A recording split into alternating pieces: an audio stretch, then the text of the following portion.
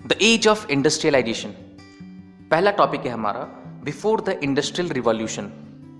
तो हम क्या करते हैं ना कि फैक्ट्रीज और इंडस्ट्रीज को बहुत ही क्लोजली रिलेट करते हैं। मतलब अगर हम इंडस्ट्रियलाइजेशन के बारे में बात करते हैं तो हमें ऐसा लगता है कि ग्रोथ ऑफ फैक्ट्रीज हुआ होगा। अगर हम इंडस्ट्रियल प्रोडक्शन के बारे में बात करते हैं तो हमें लगता है कि अच्छा मतलब फैक्ट्री प्रोडक्शन। अगर हम इंडस्ट्रियल वर्कर्स के बारे में बात करते हैं तो हमें लगता है कि अच्छा मतलब फैक्ट्री वर्कर्स। तो हमें ऐसा लगता है कि इंडस्ट्रियलाइजेशन जो है वो स्टार्ट ही हुआ था फैक्ट्रीज का सेटअप होने से। लेकिन ये आइडिया गलत है, अभी हम देखते हैं कैसे। तो जब फैक्ट्री सेटअप नहीं हुआ था ना, उससे पहले भी लार्ज स्केल इंडस्ट्रियल प्रोडक्शन हुआ करता था। किसके लिए? इंटरनेशनल मार्केट के लिए। तो यहाँ पे एक टर्म जो कि डेफिनेशन है जो हमें याद रखना है वो है प्रोटो इंडस्ट्रियलाइजेशन।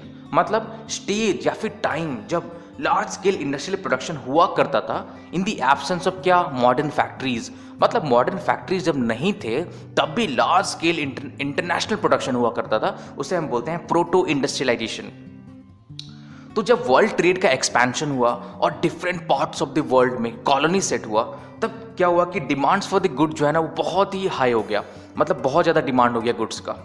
तब हमारे जो मर्चेंट भैया लोग हैं वो लोग जो है सो अपना प्रोडक्शन जो है वो बढ़ा ही नहीं पा रहे थे। कहाँ पे? टाउन्स में।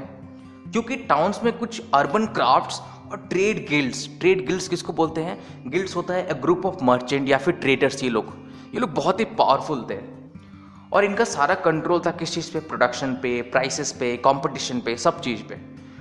तो इवन वहाँ के जो रूलर्स हैं, मतलब राजा रानी जो भी आप बोल ले, वो लोग ना ग्रैंड किए हुए थे, डिफरेंट गिल्ड्स को मोनोपोली दिए हुए थे कि अगर पर्टिकुलर सामान आप ही लोग प्रोड्यूस कर सकते हैं और कोई नहीं कर सकता है। देयरफॉर जो है ना कि मर्चेंट जो है वो अपना प्रोडक्शन जो है वो कंट्री में मतलब टाउन्स में नहीं बढ़ा पा रहे थे। तो वो लोग कहाँ चले गए? वो लोग चले गए कंट्री साइड मतलब गाँव वगैरह में चले गए।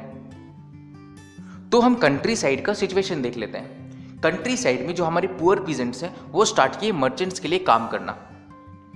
तो जो पुअर पीजेंट्स हैं उनके पास एक छोटा सा जमीन होता था। वो छोटा सा जमीन में सारे फैमिली मेंबर्स को काम नहीं मिल पाता था। इसलिए जब मर्चेंट्स आए उनके पास ऑफर लेके कि आप हमारे लिए गुड्स प्रोड्यूस कीजिए, तो ये लोग खुशी खुशी एक्सेप्ट कर लिए। इनका खुशी का एक और ये बात था कि वो लोग अपने ही गांव में रह के अब पैसा कमा सकते थे। अब जो है ना सो लंदन को फिनिशिंग सेंटर बोला जाने लगा, क्योंकि जो मर्चेंट्स थे ना वो लोग सारे उनके जो भी गुड्स प्रोड्यूस करते थे वो सारे कंट्री साइड में करते थे, मतलब गांव वगैरह में करते थे। तो वहाँ से सारा गुड्स बन के कहाँ पे आता था? लंदन में आके फिनिशिंग होता था, वहाँ से फिर एक्सपोर्ट किया जाता था।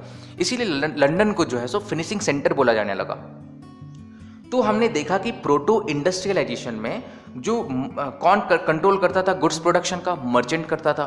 और ये जो प्रोडक्शन होता था ये कहाँ पे होता था? फैमिली मेंबर्स करते थे, ये फैक्ट्रीज में नहीं होता था।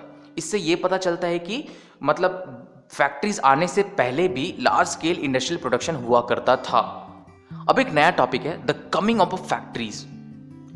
तो जो अर्ली फैक्ट्रीज आए थे ना वो 1730 में ही आ गए थे इंग्लैंड में। लेकिन लेट 18th सेंचुरी में ये नंबर मल्टीप्लाई होना स्टार्ट हुआ, मतलब फैक्ट्रीज तेजी से सेटअप होना स्टार्ट हुआ। तो एक एरा आता है कॉटन एरा। मतलब कि 1760 में ब्रिटेन जो है वो 2.5 million pounds raw cotton import कर रहा था। वही अगर हम 1787 की बात करें तो वो 22 मिलियन पाउंड्स इंपोर्ट करना स्टार्ट कर दिया। तो ये जो इतना ज़्यादा इंक्रीज हुआ ना इंपोर्ट में, ये कनेक्टेड था प्रोसेस ऑफ प्रोडक्शन से। मतलब प्रोसेस ऑफ प्रोडक्शन अब चेंज हो गया, नए नए टेक्नोलॉजीज आ गए, मशीन्स आ गए। फॉर एग्जाम्पल रिचर्ड ऑकराइट जो है वो इन्वेंट किए कॉटन मिल। तो अब तक क्या है ना कि प्रोडक्शन हुआ करता था, कौन करते थे? फैमिलीज मेंबर करते थे। कहाँ पे? कंट्री साइड में, मतलब गांव वगैरह में।